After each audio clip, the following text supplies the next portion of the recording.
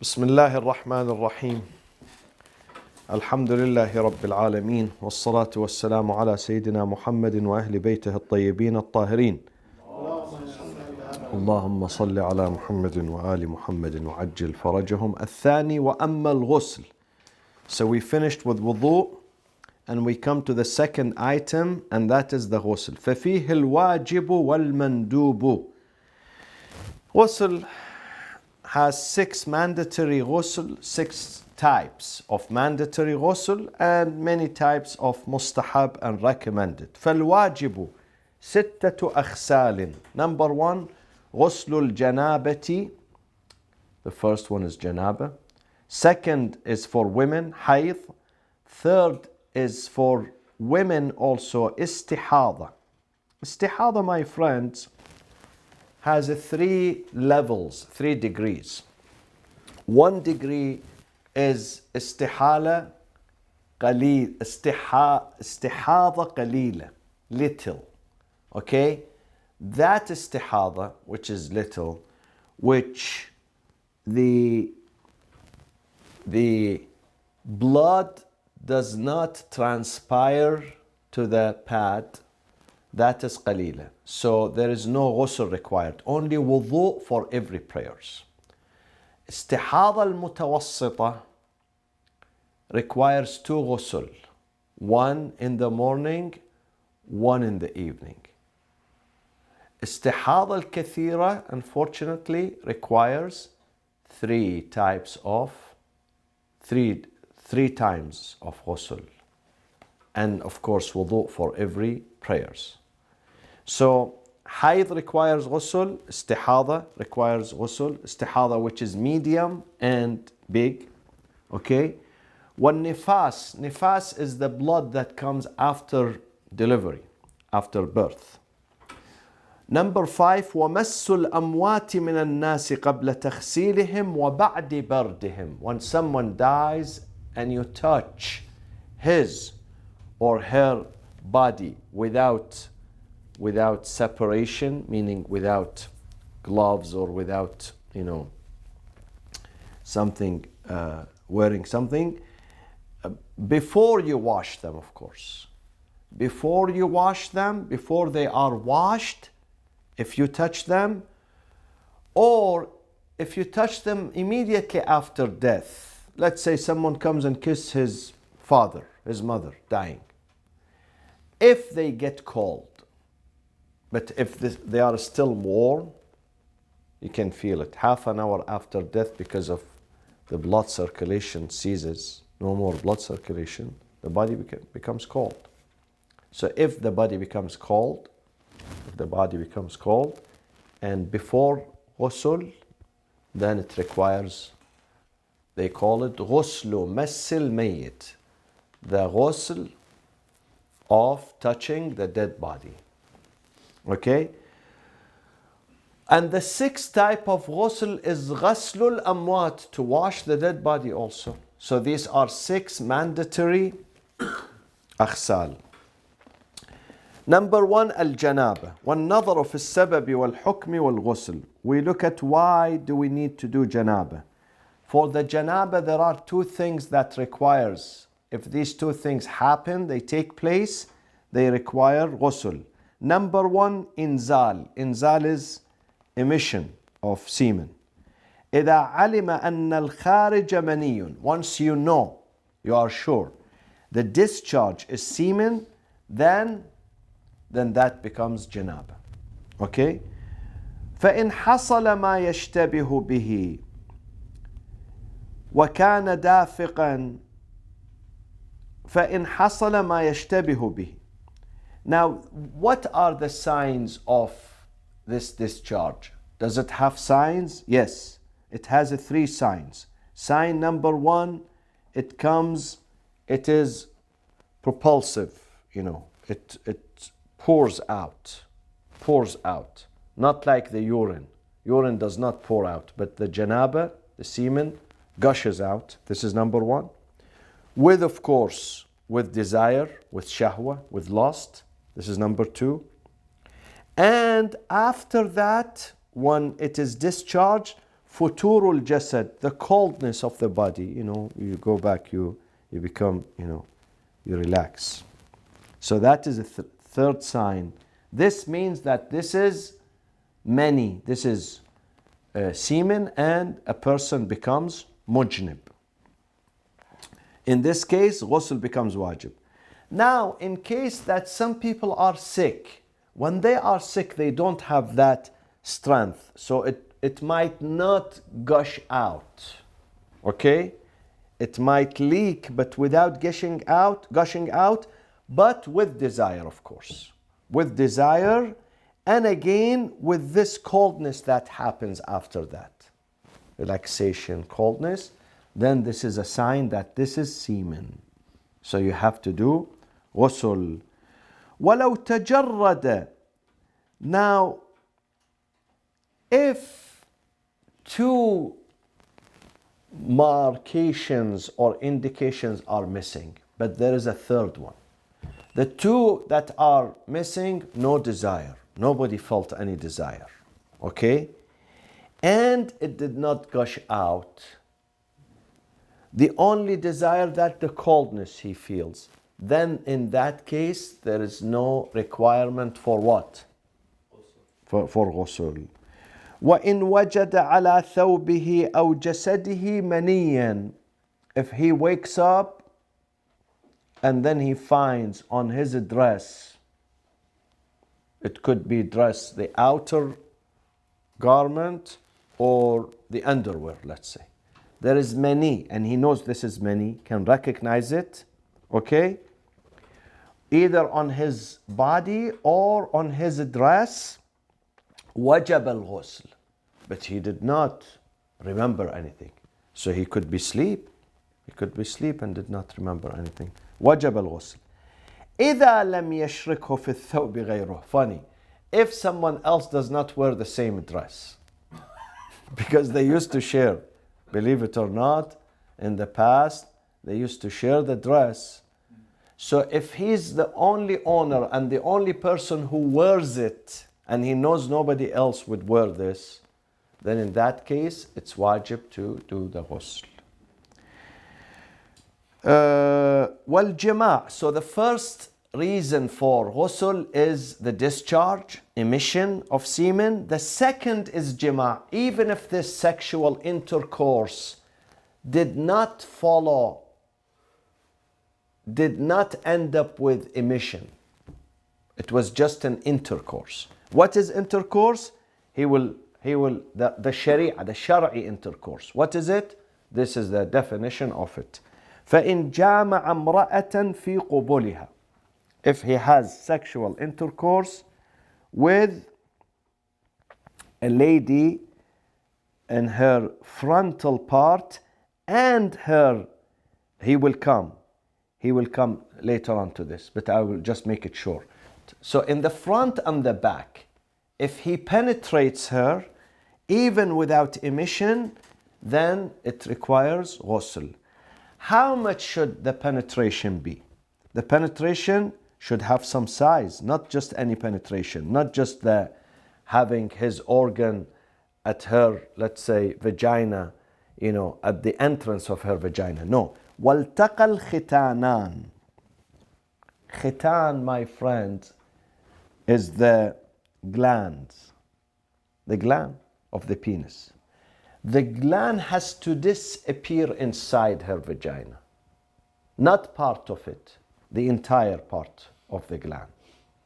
The entire cap, okay? That is called jima'. Beyond that, short of that, is not considered jima'. And it does not require ghusl. If there is no emission. But if there is emission, definitely it requires ghusl. But if there is no emission, it reached the opening of it, but it was not inserted, at least the cap of it completely, then that is not called jima'. Walau. Now there are things that I'm not going to read them. Not a problem. You read them later on. Tafri'un al-ghusl. So it's penetration in the frontal or the anus. Though in Babul Nikah, when we come to Babul Nikah, we study it, the anus is haram. According to some ulama, it is completely haram. According to others, with the acceptance of the wife, becomes makruh karaha shadida, an intense karaha, intense, with her approval. But without her approval, remains haram. Okay? According to others, with or without approval, it's haram. And then they bring ayat from the Quran. نساؤكم حرث لكم فأتوا حرثكم أن شئتم. So you can, you have intimacy with them whenever they say anna is anna shi'tum. This anna, is it makaniya or zamaniya? Anna, God says, from wherever you want to, front and back, or no, anna in the timing one, refers to the time, any time of the day, any time of the night. So there is discussion among the scholars. Many of them, they say anna, it means any time of the day, not position, not location. It's not referring to location.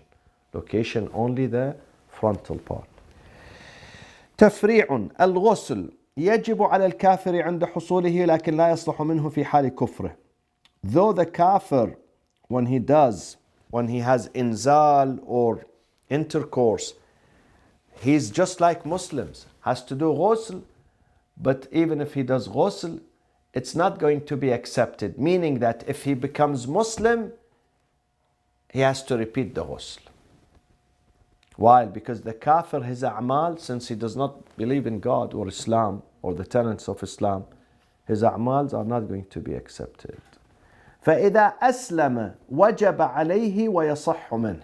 Once he becomes or she becomes Muslim, it becomes wajib on them, of course, but the ghusl is also going to be accepted. ولو اغتسل ثم ارتد ثم عاد لم يبطل غسله. Someone had fluctuating mood. In the morning he was Muslim, at noontime he rejected Islam. When he was Muslim, he did ghusl al-janaba. He rejected Islam, and in the evening he returned back to Islam. How about his ghusl? Should he repeat it? No, because he did it when he was Muslim. And irtidad is not going to demolish his ghusl. So he doesn't need ghusl. He comes back again because he has to prepare himself for tomorrow, another irtidad tomorrow. Go to bed early. وَأَمَّا الْحُكْمُ. Now, what are the ahkam? What are the rulings when we become junub? What things we can do, what things we cannot do? Things we cannot do, haram.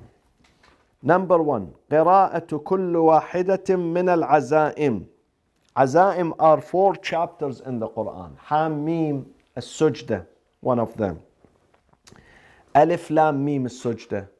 This is the 2nd chapter. Okay?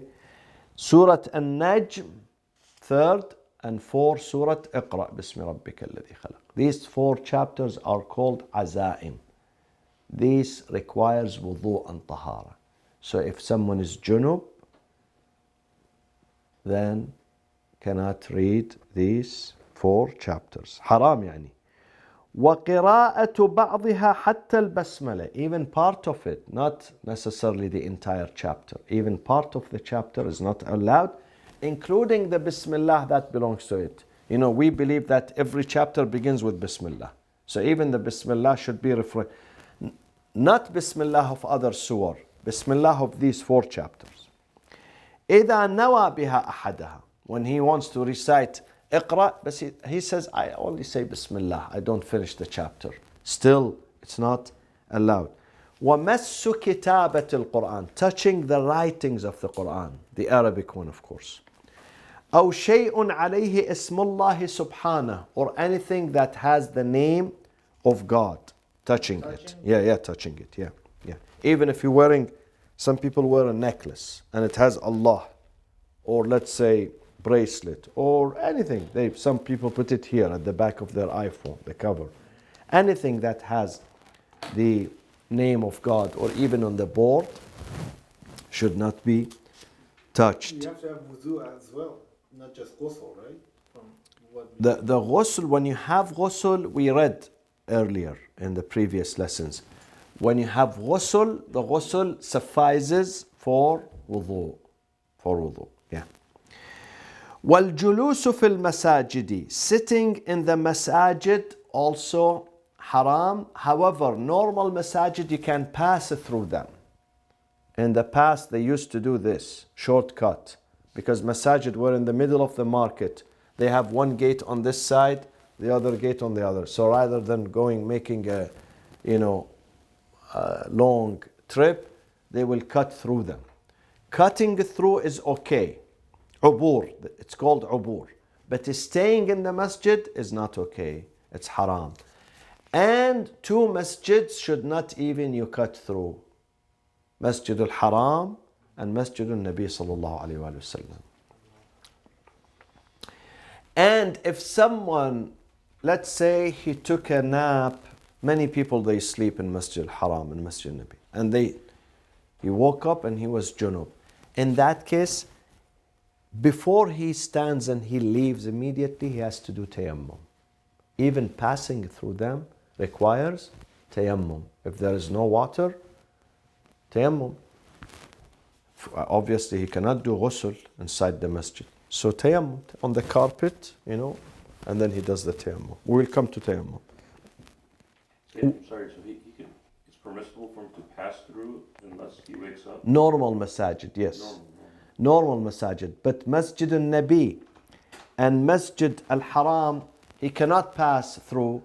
And if he was staying there for a reason and he became junub, okay, and he realizes I'm junub now, okay, in that case, he cannot just run and leave. He must do tayammum and run and leave. Okay, yeah, because the line in here makes it look like he can pass through. No, he cannot pass it through.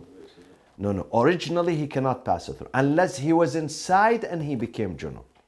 He was inside. Now, what is makruh for him or her, everything we said for the man, it applies to women too. Equal opportunity. وَيُكْرَهُ لَهُ الْأَكْلُ وَالشَّرْبُ. It's makruh for someone who's junub, whether male or female, to eat or drink. وَتَخُفُّ الْكَرَاهَةِ. The karaha becomes less if he or she, before eating or drinking, they sniff the water, they do istinshaq, and they rinse their mouth. If they do this, istinshaq and madmada, this is called istinshaq when you wash your nose, and when you wash your mouth, it's rinsing your mouth. Madmada, if he does this, the karaha is not removed completely, but it is lessened, decreased. وَقِرَاءَةُ مَا زَادَ عَلَى 7 آيَاتٍ مِنْ غَيْرِ الْعَزَائِمِ. It is makruh to recite more than 7 verses of the Quran. Same thing for the ha'id, by the way. Makruh to recite more than 7 verses. But the azaim, even 1 verse is not allowed. These 4 chapters. وَأَشَدُّ مِنْ ذَلِكَ. The karaha becomes intensified if he recites more than 70 verses of the Quran. وَمَسُّ الْمُصْحَفِ. Makruh. See, in the first, what is haram is to touch the writings. In this case, even touching the Quran from outside becomes makruh for the junub. Touching the words, haram, and touching the book and the cover from outside is makruh. Makruh. وَالنَّوْمِ. It is makruh to go back to bed حتى يغتسل أو يتوضأ أو يتيمم.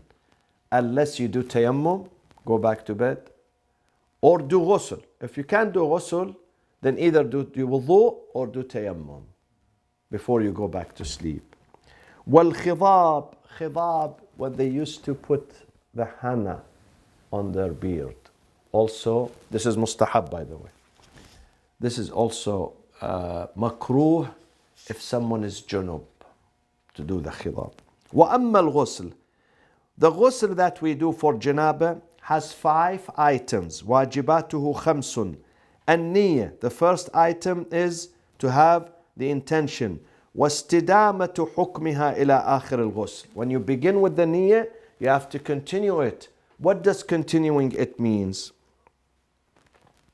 It means halfway through, after washing your head and your neck, you don't say, well, I changed my niyyah.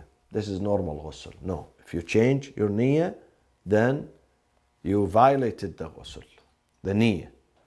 So you have to have this, bear this in mind, that you are doing the ghusl till the end, until you finish the right side and the left side. When you said this is normal ghusl, you meant this is a normal shower? Yeah. Is that what you mean? Yeah. Normal shower. If he says this, then he broke his niyyah. Yeah. This is not a normal shower. This is a ritual shower. غسل الجنابة. وغسل البشر بما يسمى غسلا. You have to wash the skin in a way that people say he is washing. Why he's saying this? This is stating the obvious. Today we use shower, plenty of water. In the past they used water was not available. They didn't have bathrooms to begin with. They didn't have bathrooms even until 30 years ago. Many homes they did not even have something called hammam or bathroom. They used to go to the public because there were no pipes and water and these things. So some people would use a little bit of water. So this little bit of water, sometimes he puts it on his head, he washes the face. He just make them wet. Wet. He says if you wake them wet, this is ghusl. Doesn't have to pour the water on them. You have a bottle of water and you have this one, use this. Or use your hand and just make it wet, make your chest, your back. This is called ghusl. Okay? You don't have to pour the water on it because you don't have that much water. I remember some prisoners in Iraq during the time of Saddam. They were religious. Many of them young, 17 years old, 18, 20, 25. And they become junub and they don't allow them to take shower. They don't. Shower was once a month. So whenever they bring them water, they do ghusl janaba with this much water inside their cells. Okay? وَتَخْلِيلُ مَا لَا يَصِلُ إِلَيْهِ الْمَاء إِلَّا بِهِ. You have to make sure that the water reaches all parts of your body. Make sure that it reaches all parts of your body. Okay? Sometimes with your hand. Sometimes, in some areas, you have to put your hand so you can get the water there. Okay? وَالتَّرْتِيب. It has to be in sequence. يَبْدَأُ بِالرَّأْسِ. You have to wash the head and the neck. Head and neck. Then right side, then left side. Right side, the front and the back. Left side is the front and the back. وَيَسْقُطُ التَّرْتِيبُ بِارْتِمَاسَةٍ وَاحِدَةٍ. If you want to plunge into a pool or whatever, river, whatever, then you don't need to do tartib. You plunge, that's it. There is no tartib. Even if you plunge, even if you either you dive head on first, or you dive with your leg or legs. You jump, for instance. Say the niyyah, اغتسل غسل الجنابة بسم الله, boom, in Niagara Falls. وسنن الغسل. وسنن الغسل. The mustahabbat of the ghusl. تقديم النية عند غسل اليدين. Now, in the ghusl is also mustahab to wash your hand. Because sometimes in your hand there is many. Sometimes urine, sometimes najasa. So wash your hand first. At the time of washing the hand, you do the niyyah in your heart, in your mind. In your mind, keep in your mind that I am doing ghusl al-janaba qurbatan ila Allah ta'ala. Okay. Someone was asking me, Sayyid, do we have to state why I am doing ghusl al-janaba, what I did last night? I said, no, please. Please don't remember them.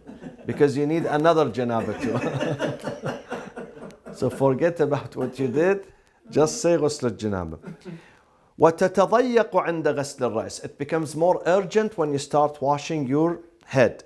وإمرار اليد على الجسد. It's mustahab that when you wash, you make sure that the water is reaching, so you pass your hand on your body. وتخليل ما يصل إليه الماء استظهارا. استظهارا as احتياط. You put your hand in areas that sometimes the water does not reach them. Make sure that the water reaches them. والبول أمام الغسل. Urinating before you take the shower to make sure that the passage is clean. You pushed everything out. والاستبراء.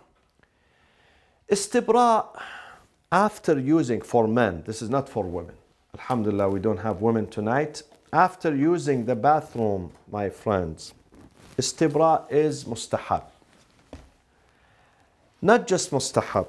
Istibra is mustahab, and also it would help that if you see some wetness in your pants, then you don't care about it. You say this is tahir. If you have done istibra. If you have not done istibra, then it's problematic. If after bathroom you see some drops, then this could be urine. So istibra is to use this area of your, what is this? This is index. From the maq'ad to the beginning of the penis. That area, sometimes this, the size is this, the size. You clean it, you push underneath 3 times. Okay? The second process of it, istibra, has nine steps. These are 3 times. We are done with 3.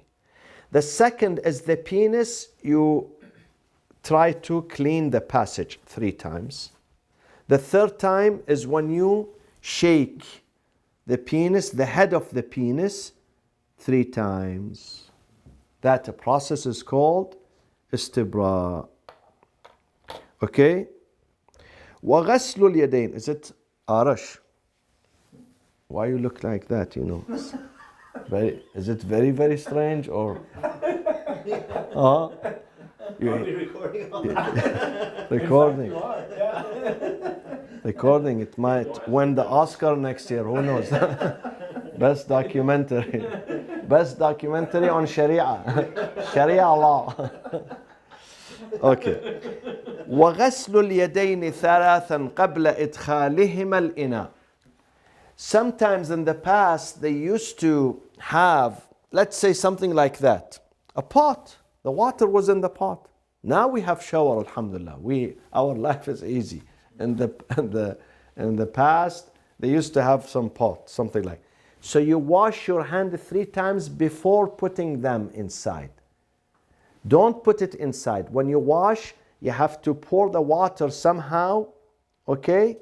So you don't your hand does not touch the water there. You pour it on your water 3 times, then put your hand inside and use it to wash your body. Okay? وَالْمَضْمَضَةُ وَالْإِسْتِنْشَاقُ. مضمضة is when you rinse your mouth. Istinshaq, when you sniff the water to rinse your nose.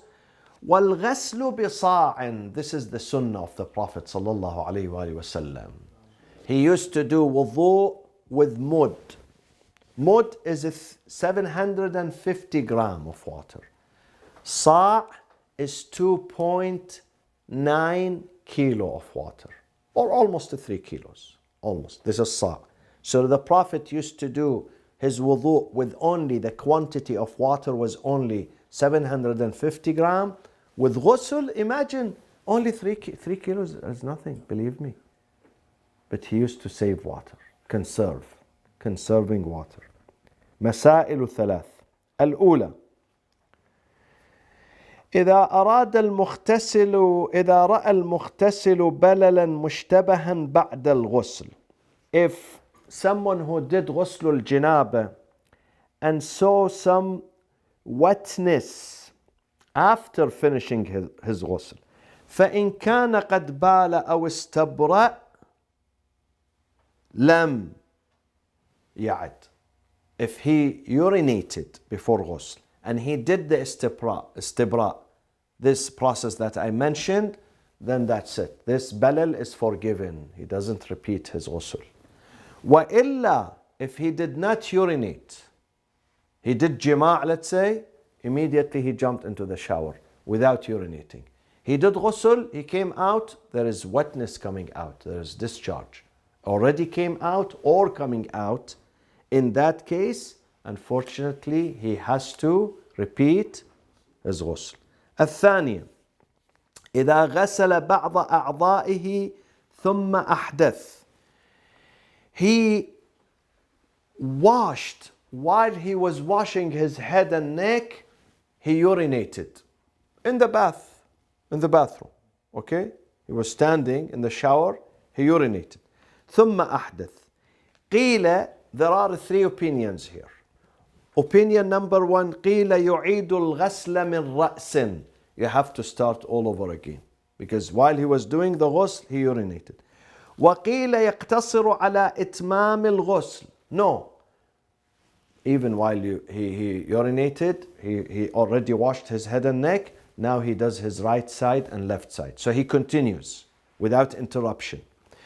The third opinion, وقيل يتمه ويتوضأ للصلاة. He continues. He does not begin his head. Let's say he already did his head. He did his head and neck and right side. And left side, almost he was doing his legs. Left leg, he urinated. Or he passed gas. In this case, he finishes the ghusl. Finishes. He doesn't have to repeat, but he does wudu after it. And this is the opinion of the author. وهو الأشبه, he says. الثالثة لا يجوز أن يغسله غيره مع الإمكان. If he is able to function himself, he should not allow someone else, his wife, let's say, to wash him. Okay? Neither ويكره, لا يجوز. لا يجوز, it means haram. His ghusl is not going to be accepted. ويكره, it means it has makruh, karaha, distasteful. أن يستعين فيه, that someone gives him the water, let's say, and then he pours it. He should do that himself. Okay? To seek help for the ghusl. It is makruh, not haram, makruh. الفصل الثاني في الحيض. What is hayd? Hayd, of course, my friends, menstruation is very detailed and very complicated. And some of the maraja', they write a whole book, I've seen it. الدماء الثلاثة, the three types of blood that women experience. They write whole books. So this is just headlines here. What we are reading is just headlines. Do we read it today or we leave it for tomorrow? Huh? Is it long? I don't have the book in front of me. It takes maybe 20 minutes, half an hour. Maybe next time. What time is it? Tomorrow, inshallah. وصلى الله وسلم على سيدنا محمد وأهل بيته الطيبين الطاهرين.